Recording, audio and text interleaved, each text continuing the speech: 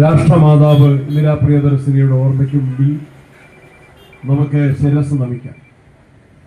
ഇന്ദിരാഗാന്ധി പ്രധാനമന്ത്രിയായും കോൺഗ്രസിന്റെ പ്രസിഡന്റായും നമുക്ക് രാജ്യത്തിന് അതിശക്തമായ നേതൃത്വം നൽകി.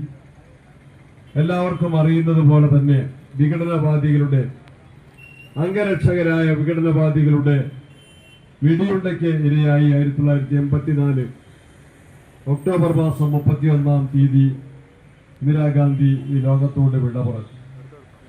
മരിക്കുന്നതിന്റെ തലേ ദിവസം ഒറീസയിലെ ഭുവനേശ്വരത്ത് ചേർന്ന കോൺഗ്രസിന്റെ മഹാസമ്മേളനത്തിൽ ഇന്ദിരാഗാന്ധി പറഞ്ഞ വാക്കുകൾ ഇന്ത്യയിലെ ജനങ്ങൾ അവരുടെ ഹൃദയത്തിൽ കുറിച്ചിട്ടതാണ്. രാഷ്ട്ര സേവനത്തിനിടയിൽ ജീവൻ ബലിയർപ്പിക്കുന്നതിൽ ഞാൻ അഭിമാനം കൊള്ളുന്നു.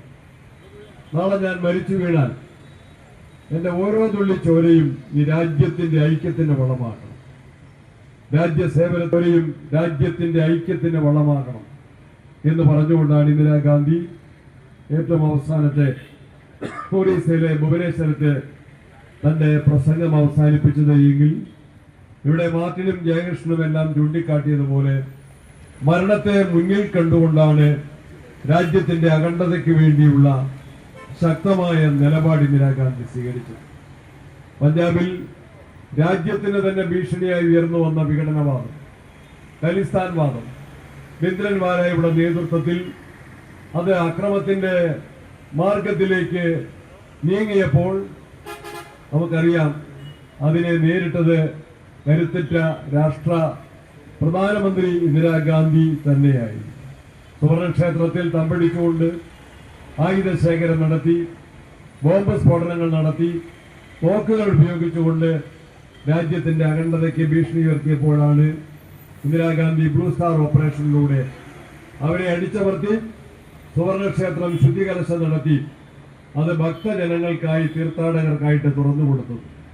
ആ ഇന്ദിരാഗാന്ധിയുടെ വിലപ്പെട്ട ജീവന് ആ സിഖ് ഭീകരവാദികൾ വില ചോദിക്കും എന്നറിയാമായിരുന്നു. അതുകൊണ്ടാണ് ഇന്ത്യ രാജ്യത്തിന്റെ ഇന്റലിജൻസ് പോലീസ് പ്രധാനമന്ത്രിക്ക് ഒരു നിർദ്ദേശം നൽകിയത്. പ്രധാനമന്ത്രിയുടെ അംഗരക്ഷക സേനയിൽ നിന്ന് സിഖ് മതത്തിൽപ്പെട്ട മുഴുവൻ ആളുകളെയും മാറ്റി നിർത്തണമെന്നതായിരുന്നു ആ നിർദ്ദേശം.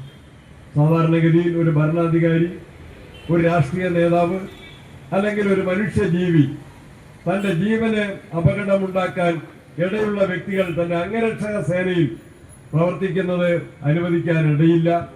പക്ഷെ ഇന്ദിരാഗാന്ധി ആ നിർദ്ദേശം, ഇന്റലിജൻസിന്റെ ആ നിർദ്ദേശത്തിന്റെ അടിയിൽ Indira Gandhi no it cannot be done at all, അത് ചെയ്യാൻ പാടില്ല, ഒരിക്കലും അത് അനുവദനീയമല്ല, അങ്ങനെ വന്നാൽ പിന്നീട് എന്ത് മതേതരത്വം എന്ന അടിക്കുറിപ്പോടെയാണ് ഇന്ദിരാഗാന്ധി ആ നിർദ്ദേശത്തെ നിരസിച്ചത്.